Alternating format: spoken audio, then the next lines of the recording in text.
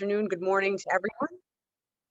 So to start us off this evening, I am very, very excited to introduce you to our first speaker tonight, Alegria Ribadeneira, and she is a Spanish language professor at the University of Colorado at Pueblo. The first time I ever talked with Alegria, I absolutely fell in love with her. Her enthusiasm and joy is very contagious, and she is the perfect person to talk to us from elements of SEL, and I'm really excited to introduce her. So tonight, our focus is a little bit more on the storytelling aspect and how that ties into the responsible decision-making aspect of social emotional learning. So I do want to officially turn it over to Alegria. We are very happy to have you with us tonight. Thank you so much for joining us. I am so excited to be here, and thank you so much for the opportunity to share some of these ideas with all of you today. I'm going to go ahead and share my screen now, and thank you for that nice introduction, Sarita. And I am, unless I hear otherwise, I'm going to assume it's there. So today I'm going to be speaking about developing responsible decision-making through storytelling. For these past couple of weeks, we have been already talking about different aspects of social emotional learning. And so today, I think it's all going to come together as we talk about decision making. As Sarita said, I'm Alegria Ribadeneira, and I'm at Colorado State University in Pueblo. So, let's go a little backwards here. So in the next 40 minutes, we're going to get to share some stories, you and I. We're going to talk about why SEL now and online. We're going to talk about building proficiency and SEL and storytelling all together.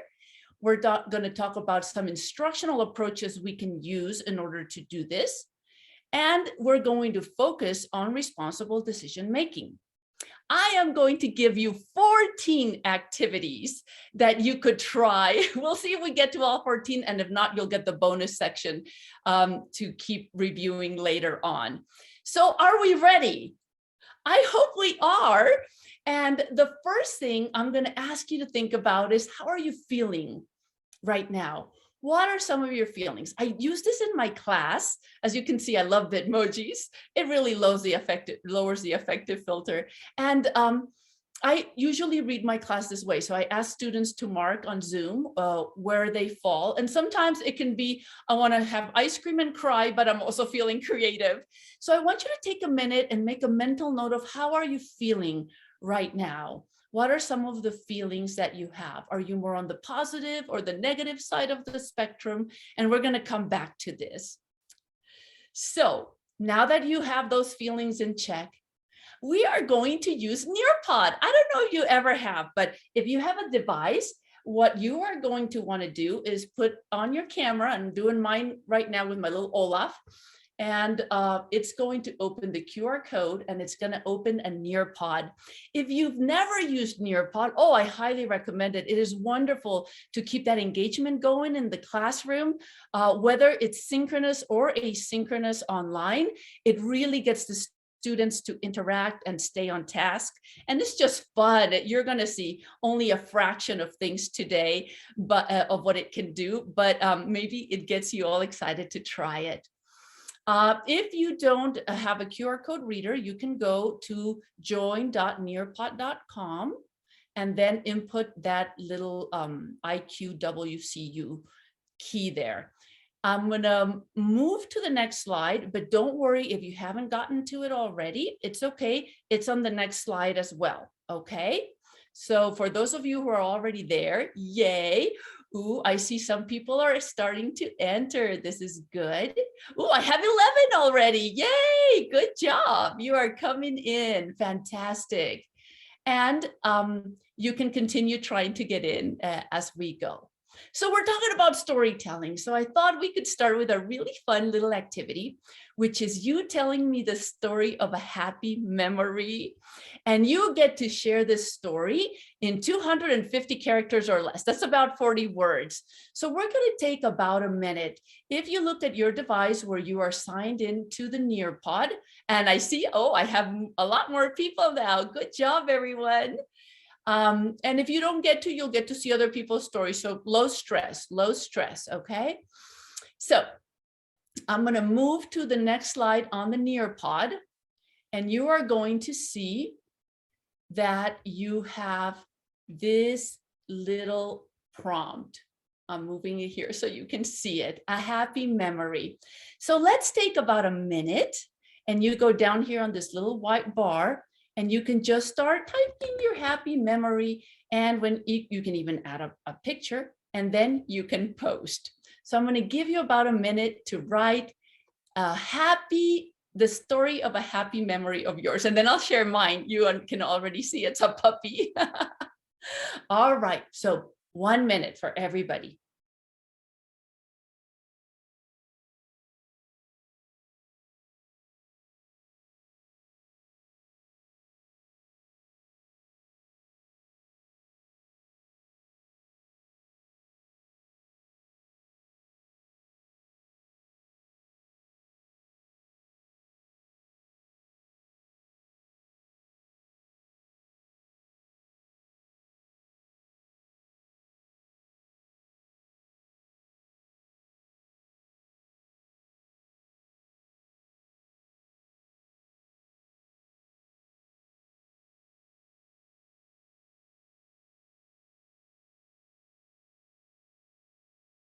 Oh, how exciting. The stories are starting to come in.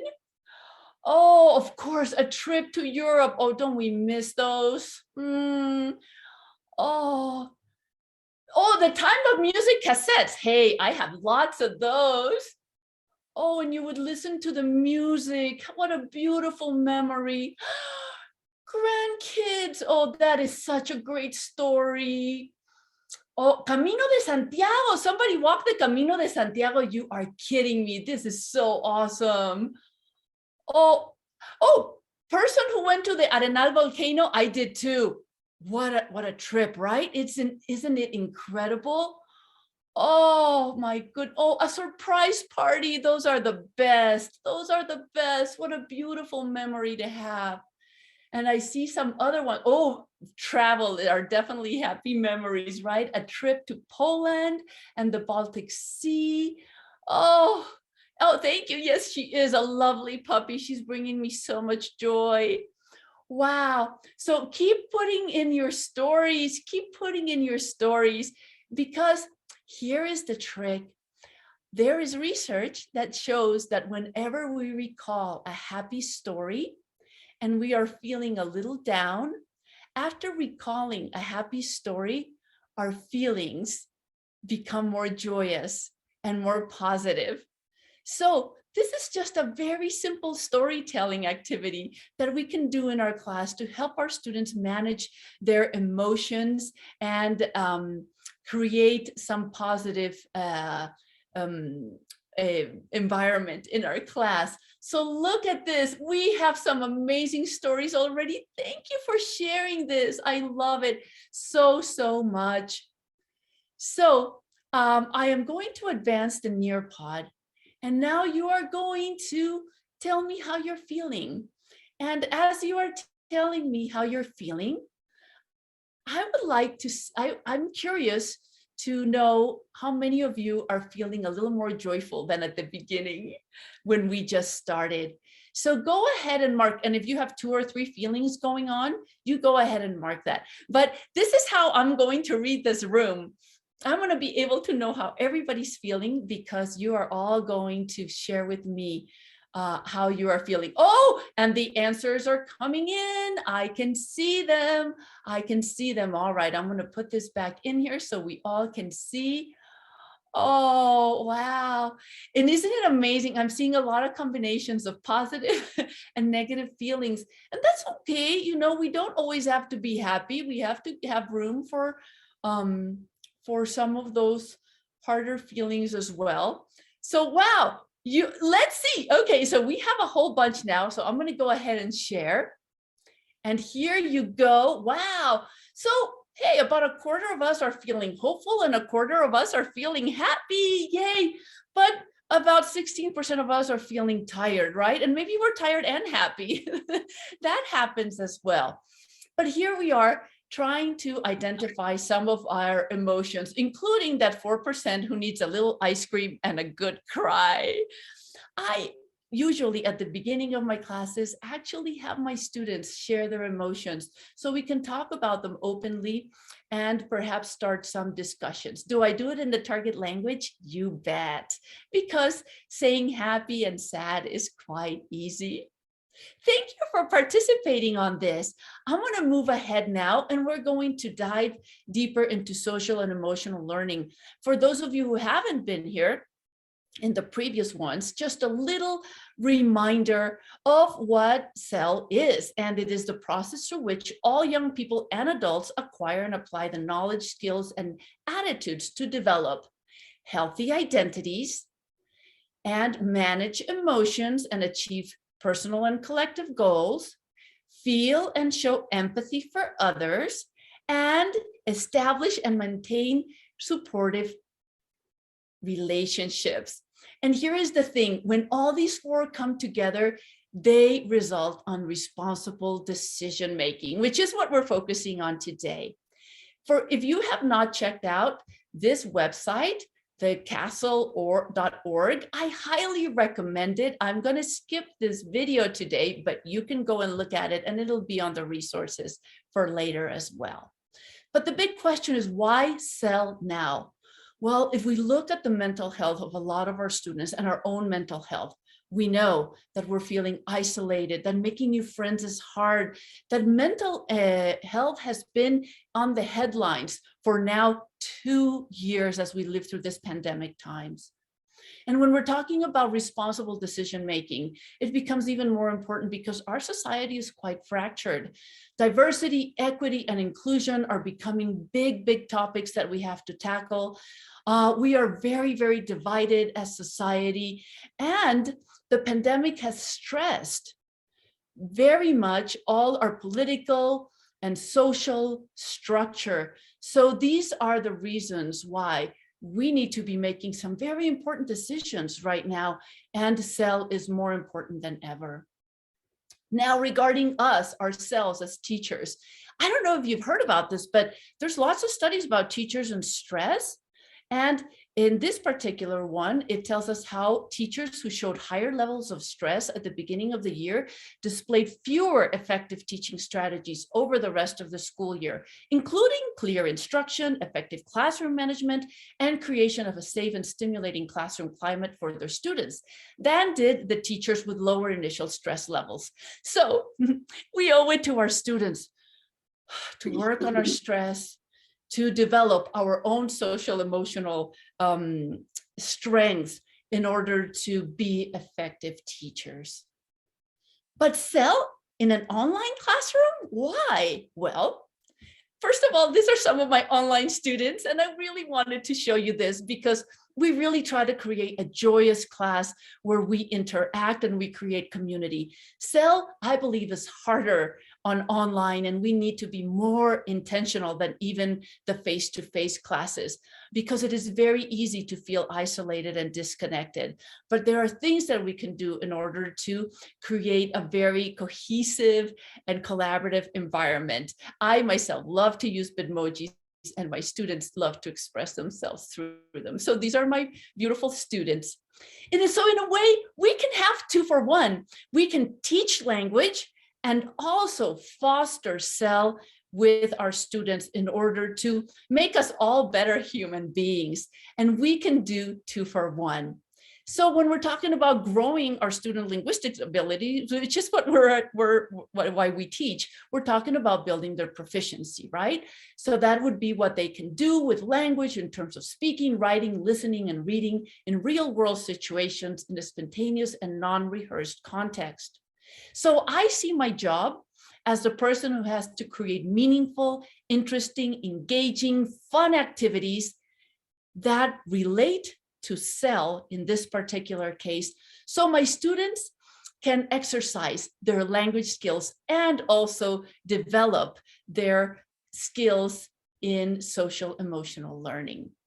We're all trying to get our students to climb up the actual proficiency scale if that is what you're using. And if we look carefully at it, we know that we are trying to get them to communicate, create with language, ask questions, engage in transactions, narrate and describe, manage situations with complications. And boy, if we're getting really high up there, supporting opinions, hypothesizing, speaking abstractly.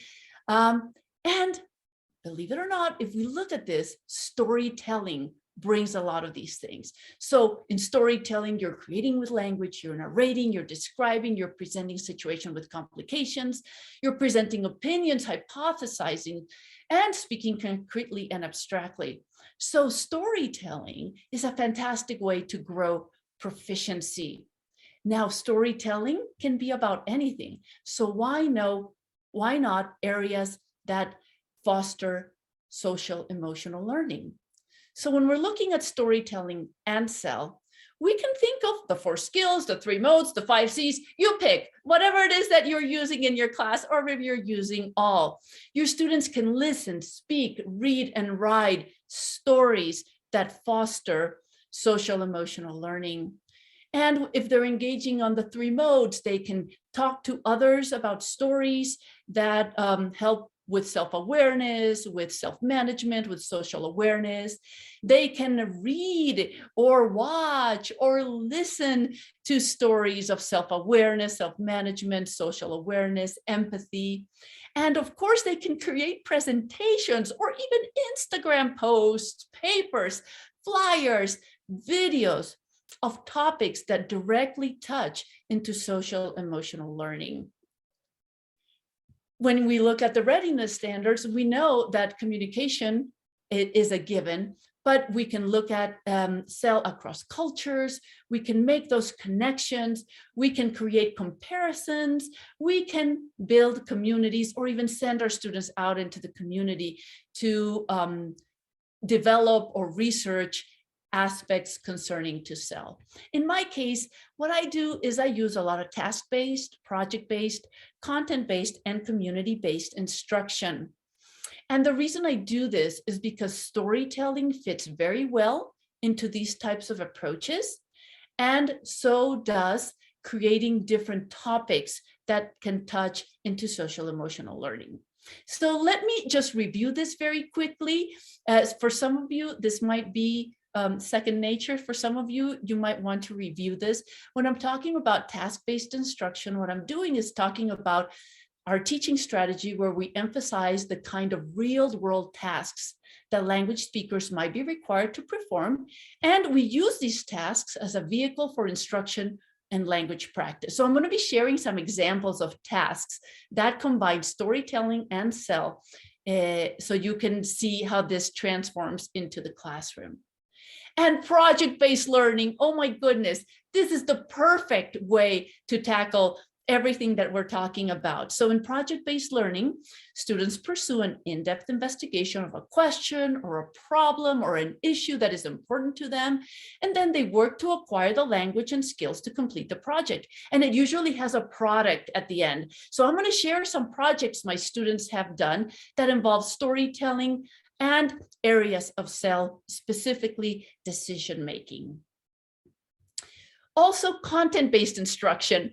This one seems very, very in tune with what we're trying to do here today, right? Because when we are doing content-based instruction, what we're doing is we're using a subject such as social studies or biology, and in this case, we could do health, we could do mental health, we could do psychology, and the tasks that we are doing to explore this subject help our students develop their linguistic skills. Plus, if we are concentrating on something like mental health, then it's also improving their social emotional learning skills.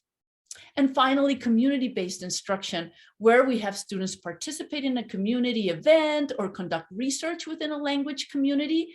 And you are going to see a couple of examples of that as well, where they come back, tell me stories of the community that also include social emotional learning. So I'm so excited to show you some of these things. But before we jump into some of the sample activities that I want to share today, I want to focus on responsible decision making, because as I had said before, this is where it all comes together. This is where self-awareness, self-management, social awareness, and relationship skills manifest. Because if you have good self-awareness, if you have a strong way to manage your emotions, you can make better decisions. If you have empathy as part of your social awareness, you can make better decisions. And if you are able to build good relationships and understand how you do that, then you can make better decisions. So that is why responsible decision making is truly where it all comes together. So let's just review very quickly this area of SEL. When we talk about responsible decision making, we're talking about the abilities to make caring and constructive choices about personal behavior and social interactions across diverse situations. So this is when, for example, we're identifying solutions for personal or social problems, or we're trying to anticipate and evaluate the consequences of our actions, or when we are trying to consider ethical standards and safety concerns, or when we're evaluating the benefits and consequences of various actions for either our personal well-being or social well-being or collective well-being, and also things like learning how to make a reasoned judgment after analyzing information, data, and facts. Why is this important with our students? Well, they are having to make some pretty tough decisions these days, right? It was always hard. If you are doing K-12, you know, middle school, high school, they're having to make some pretty tough decisions, right? If you're teaching college, you know, they're having to make some very, very tough decisions as well. And also some easy daily decisions that they're not very good at either. So I want you to now think about some of the decisions that your students are having to make. So we're going to go back into our Nearpod, and you are going to share with me some of the decisions that your students are trying to make these days. Think about personal and social problems they face, consequences that they're having to measure, ethical standards and safety concerns they're having to keep in mind, and go ahead and share with us some of the decisions your students are having to make. I'm putting this up here so you can all see some of the decisions that have already come in. Whether to go to college or not. Yes, that is definitely a decision that they are having to make when they're in high school. Whether to eat healthy or not. Absolutely. Something as simple as that, right? For our own personal well-being. Whether to continue being enrolled in a class or travel. Oh, that is such a hard, isn't that a horrible decision to have to make? And I feel so bad for people having to make those decisions right now in this time of pandemic. Whether to stay in college or not. Absolutely, I teach college and I see this every day. Whether to what to do if an in-class class gets canceled. Whether to wear a mask. Thank you. This is a daily decision we are having to make, right? Whether we should hang out with friends with COVID. Whether they have enough money for rent and food. Yes, I see that in my my university. We're a regional comprehensive university, so our students certainly struggle quite a bit, and they have to make very tough decisions that are financial at a very young age. What major to choose in college, whether to come to class or stay home with their kids, right? These are all very tough decisions where you have to really dig deep and analyze many, many things.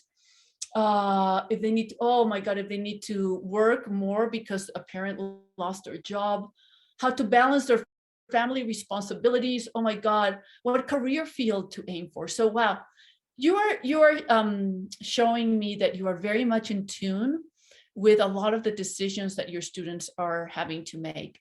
And this is why I believe it is so important for us to tackle responsible decision making in our classes. And we can do it. We can do it not only while we are building their language skills, but also while we are looking at all the different areas of SEL. So thank you for sharing whether to get vaccinated or not. Talk about having to make tough decisions, right? So thank you for sharing those. I'll leave this open so more come in, but I'm going to go ahead and advance the presentation. You can keep putting some more thoughts in there, and these will be captured for when we share the rest of the webinar. Thank you so much. You guys came up with some amazing examples of the decisions they're having to make. So now what I believe we can do is we can help our students exercise those decision-making muscles and exercise their self-awareness, their self-management, their social awareness, their relationship skills in order for them to become better decision makers. And we can do that while building their language skills. Are you ready to look at some activities that you could try? Oh, I hope you are. I hope you are, because here we go. 14 activities to foster language proficiency and nurture responsible decision making. This is one I do in my class quite a bit. Meditación Guiada, guided meditation. It touches in two areas: managing one's emotion under self-management, plus evaluating the benefits of a personal action. So what they do is I have them watch a video. They can choose between a 6 or a 12-minute meditation video in Spanish. And then after they engage in it, they have to tell me the story of how it all went. And you can see here, these are their digital notebooks, and they're telling me the story of how it all went. When they do this, they are evaluating the benefits of their personal action. Number 2, pausa activa. This is when we need to take a pause and stretch and manage our emotions and our well-being. So it goes under self-management, but also again, evaluating the benefits of a personal action. So they have to watch a video in the target language of a person that shows them how to do a quick 5-minute stretch called an active pause. And then they have to tell me the story of how it went. So it's combining storytelling with engaging with SEL, especially the decision making. After they've done it, yes, they're evaluating the benefits of a personal action. Don't we all need a good stretch? Oh, we certainly do. And we forget to do that. It is so terrible for all of us to not take pauses. Number 3, you might like this one. 3 good things. This one helps the students with self-management, managing their emotions, plus also anticipating and evaluating the consequences of one's actions. Let me show you how that one goes. I have them write 3 good things that happened to them this week and tell me the story of the 3 good things that happened this week. And then they have to think about what did they specifically do for this good thing to happen. And then finally make a list of the things that they are planning to do so more of these good things happen in the future. So this is what it looks like when they turn it in on their digital notebooks. And you can see, for example, the student was saying, oh, I turned in a paper on time. And that was the positive thing. So now these are some of the things that I'm going to do consciously. You know, I'm going to eat better. I'm going to exercise. I'm going to stop using my phone. I'm going to turn it off. So this is giving them agency and helping them with anticipating the consequences of our actions, right? Like what happens if we're on our phone all day? And they're doing all this in the target language. Number 4, exercise challenge. This one is such a fun project. So this helps them identify and use stress management strategies, which falls under self-management, but also evaluate the consequences of their actions. So for this mini project, they get in groups and they create a 30-day health challenge and then they publish it on Instagram. They make it Instagram publishable. And here is some of the products that they did for that project. Then they have to pick the 30-day challenge that another group made and engage in it for 30 days and then tell the story of how it all went. So after creating this, it looks something like this. And here's a student writing in the target language everything that they did every day and how it worked out. Of course, imagine this probably helps them make some very good decisions regarding their health. Number 5, my future self. In this one, we are tackling self-management by having them set personal and collective goals, plus anticipate the consequences of their actions, which is good, responsible decision-making.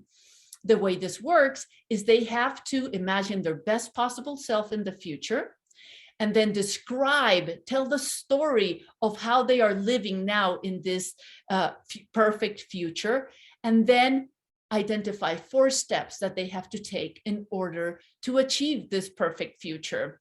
So imagine this is going to help them exercise those decision-making muscles, right? So this student, for example, is saying, well, I have to finish my studies. I want to continue with a master's. I need to manage my finances and manage my time. And so this has exercised that decision-making muscle as they imagine their best possible self in the future. It is such a fun activity, and it can even be done at lower levels. Don't be intimidated, because they can do this even at a sentence level.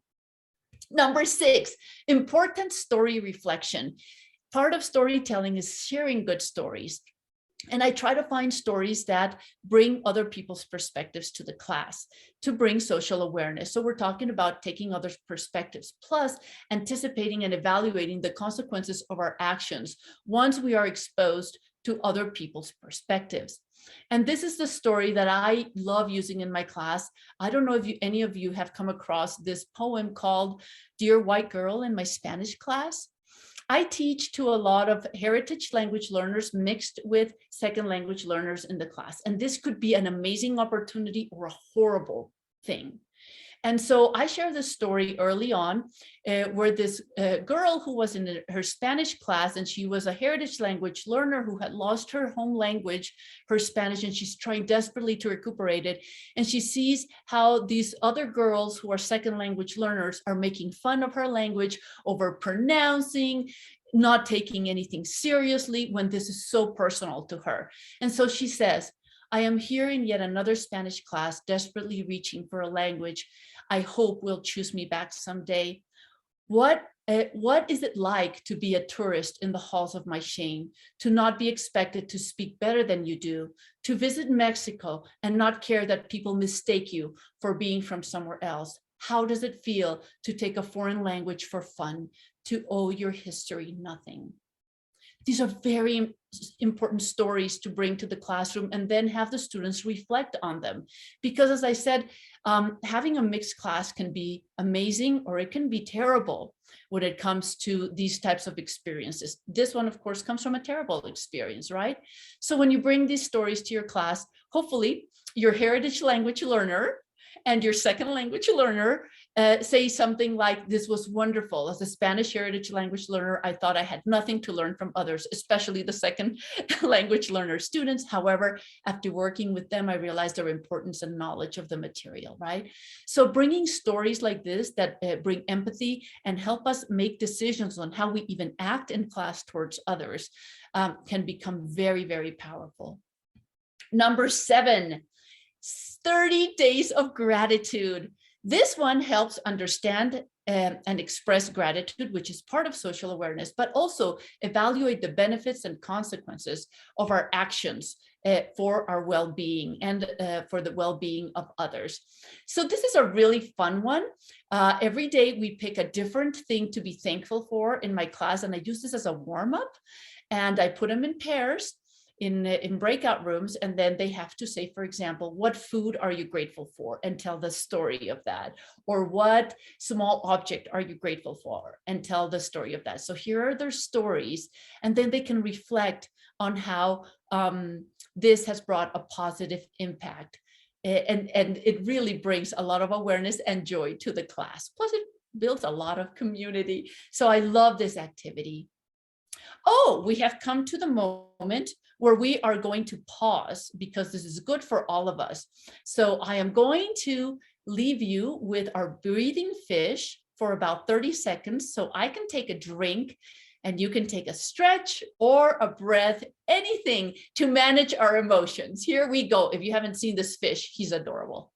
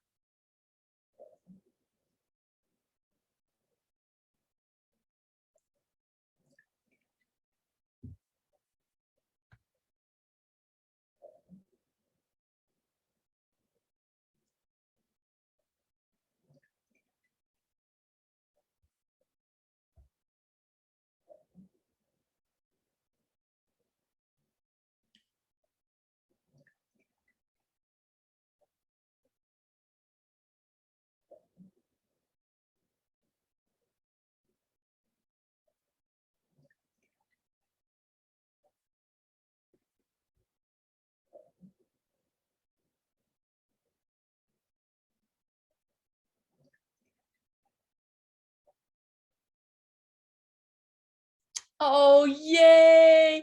I hope that you had a chance to pause and think about this. And I had a chance to look at some of your questions. Somebody was wondering if you could do this with beginners. And I assure you that you can certainly simplify the tasks and take them to sentence level, because I have done them at first year as well. Gratitude. What color are you grateful for? I am grateful for the color yellow. The sun is yellow. I love yellow. There you go. So it doesn't have to be as sophisticated as we would do it, because this language, of course, is English that we're using right now, so it becomes easier.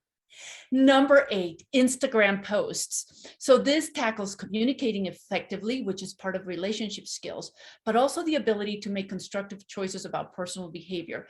If you are aware, I know you are, social media is a big part of our students' lives, and making responsible decisions in social media becomes very, very important. So my students tell little stories for our Instagram account, and then we talk about how important it is to make the right choices of how we present stories on social media.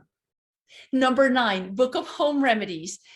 This helps us take others' perspectives as social awareness, plus learning how to make reasoned judgment after analyzing information. I am sick. Do I take the home remedy, or do I take a more Western approach to this sickness that I have? So the students go out into the community, interview people, gather the story of a person and their home remedy, put it all in a book, a class book, and then recommend how we should tackle certain maladies.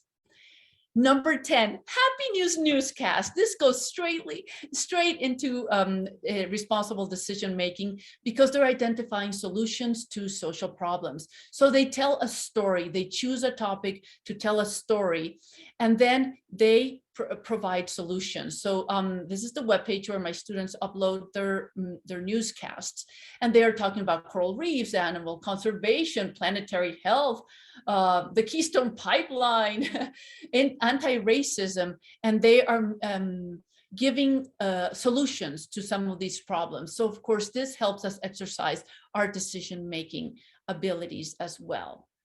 Number 11, public service announcements. So here they're anticipating and evaluating the consequences of our actions. I love to have my students give others advice, because then of course they have to think about their own choices and decisions that they make in their daily lives. In this public service announcements, my students were talking about deciding what to eat and when to eat it and how to eat it in order to have healthy lifestyle. So of course, then they were exercising their good decision-making skills. Number 12, oral history project. Here is where they were considering ethical standards and safety concerns as they created these videos of them talking about the pandemic and giving advice for people 100 years from now if they were to encounter a pandemic. This one, I agree, is probably a little more advanced at beginner. So maybe this is not one that you would choose if you only have beginners, but I think you could do this at intermediate, at combined sentence level. Number 13, business guides. This is how they learn to make reasoned judgments after analyzing information, data, and facts. And so what they do is they go out into the community, then they create these little web pages, and they tell the story of a business and then make recommendations of if we should go there or not. So this combines storytelling and decision-making and analyzing facts. Lastly, I want to talk, great, we do have time. I want to talk about probably what you think of as storytelling, and that is having our students tell stories. In my class, they create children's stories in which they are evaluating the benefits and consequences of various actions for personal, social, and collective well-being. And so they are creating stories. We have a whole library where they do this about their identity. This is my students have created. This one's called My Identity. It's cool to be bilingual. Why do people speak differently? Diversity is beautiful. Where are you from? Right? And so all these stories have a moral at the end. And the moral, of course, helps my students go through a decision-making process. Am I nice to others or not? Do I embrace diversity or not? Etc. I'll just show you one of the books. This one is about migration, and the moral of the story about this little fish who moved to the other side of the ocean, and the other fish were mean to him, but then they realized that they had a lot more in common when they realized they all loved music. And so this author's idea and moral of the story was that we have to decide to be nice to others. So talk about responsible decision-making through empathy, right? And they are, of course, growing their language skills and also exercising decision-making. Could students at a very low level make books like these? Absolutely. They don't need to be this elaborate. They can make very simple sentence level books where they are also creating a moral to the story. And so I am curious now to see which ones of these, and I'm going to put us back into our poll, which ones of these are your top 3 that you think you would use in your class? And we have 6 minutes left. So this is fantastic. Why don't you go ahead in your Nearpod and pick the 3 activities that you think you might be using in your class or you find interesting and would like to share. And then we'll see which activity wins for this group. Let's see what we find out.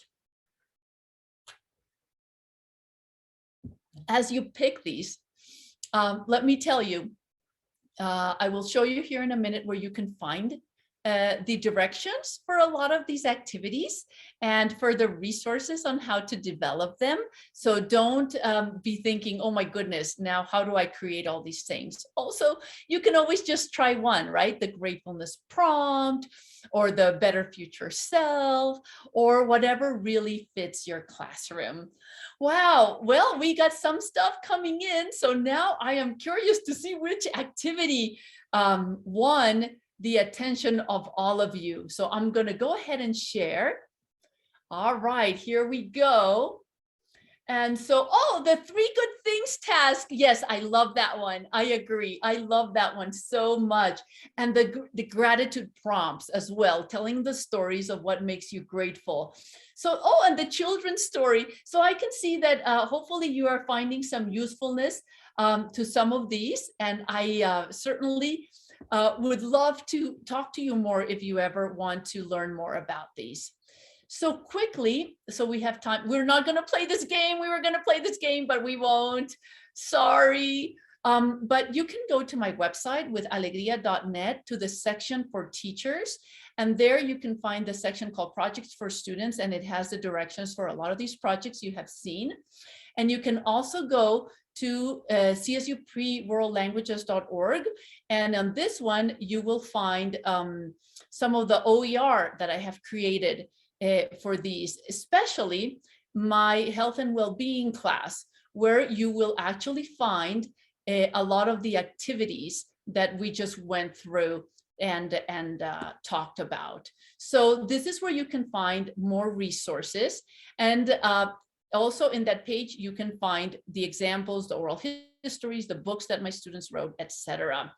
We do it for them because we want them to be healthy, beautiful adults that are going to have full lives and contribute to the world and be good humans, right? So thank you so much for this time. I'm going to stop sharing, and I know we have 3 minutes for questions, but maybe we can tackle a few of those, or if we don't have more time, I understand.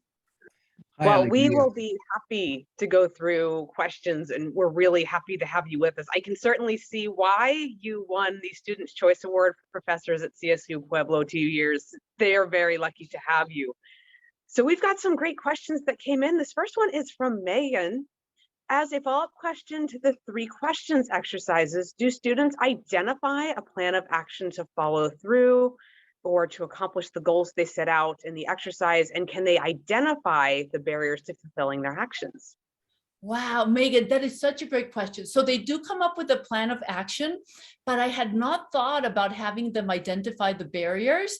I think that would be even a next step to do it, and I love it. You're brilliant. See, you're already on your way to developing amazing SEL activities in your class. Fantastic. I do very quickly want to draw everyone's attention to the link in the chat to provide a little bit of feedback on Alegria's presentation, and our presenters appreciate it, and we also appreciate getting feedback from our audience members, so thank you for that. Here's a second question from Sabrina, and a little bit of a comment as well. These look like great activities. I agree. They seem to be aimed at intermediate to advanced language learners, given how much reflection and sharing in the target language they involve. I'd love to implement some of these in my upcoming beginner Spanish class. Do you have any suggestions on how to adapt them to college level students who are novices? Oh, yes, yes. And, here's where we want to be thinking sentence level. So let's take, for example, my future self, right? I mean, I can develop this amazing story about how everything is going to be with very rich detail. And of course, that would be quite an advanced task. Or we could go, 3 sentences. I will be an architect. My house will be in the country. I will have a dog, and that is at novice level. So there is no reason to stop us. Again, some of these activities lend themselves more to adaptation than others, but I think if you think sentence level, you can really tackle them. Fantastic. And there was a question about the name of the application that was used to create the children's books. If you might be able to share that with us. Yes, it's called Book Creator, and it's amazing. I use it so much. And if you go to my website, you will actually see tech tools, and you'll be able to explore a lot of the tech tools that my students use to create the web pages and the books and everything. Folks, if you go to the Q&A, there are 3 tabs. One is open, one is answered, and one is dismissed. I typed answers to 2 questions, so they're over in the answered side. Beautiful. We appreciate that. For those of us that might be a little bit tech challenged, I guess I would say, which I would sometimes put myself in that category. And we also have folks maybe joining from mobile that might not be able to see that as well. So thank you for that. Alegria, we thank you so much for taking the time to be here. It's always enlightening to hear stories, especially related to student engagement and having them get in touch with how they're feeling. So thank you so much for sharing your successes and giving me some new ideas, frankly, for some fun things I can implement with my students. Thank you so much. And thanks to everybody for attending this and really wanting to apply this to our classes. It tells me that you really care about helping our students become amazing little humans to contribute positively to the world.